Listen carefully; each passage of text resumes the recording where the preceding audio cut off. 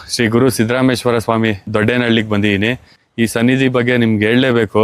ಇದೇ 3 ತಿಂಗಳಿಂದ ನನಗೆ ಸಿಕ್ಕಾಬಟ್ಟೆ ಫೈನಾನ್ಷಿಯಲಿ ತುಂಬ ಟೈಟ್ ಆಗಿಬಿಟ್ಟಿರುತ್ತೆ. ಫೈನಾನ್ಷಿಯಲಿ ಟೈಟ್ ಆಗಿರೋದ್ರಿಂದ ಮೆಂಟಲಿ ತುಂಬ ಡಿಪ್ರೆಸ್ ಆಗಿಬಿಟ್ಟಿರ್ತೀನಿ.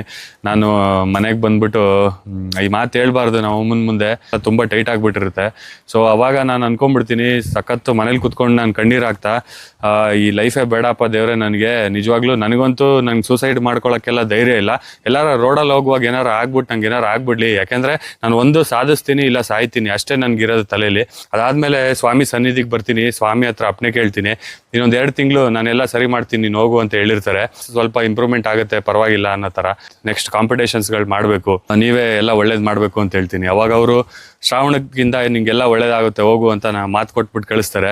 ಸೊ ಅದೇ ರೀತಿ ನೋಡಿ, ಫಸ್ಟ್ನೇ ಶ್ರಾವಣದಲ್ಲೇ ನನಗೆ ಓವರ್ ಆಲ್ ಟೈಟ್ಲ್ ಆಗುತ್ತೆ. 5 ವರ್ಷದಿಂದ ಕಾಯ್ತಾ ಇದ್ದೆ.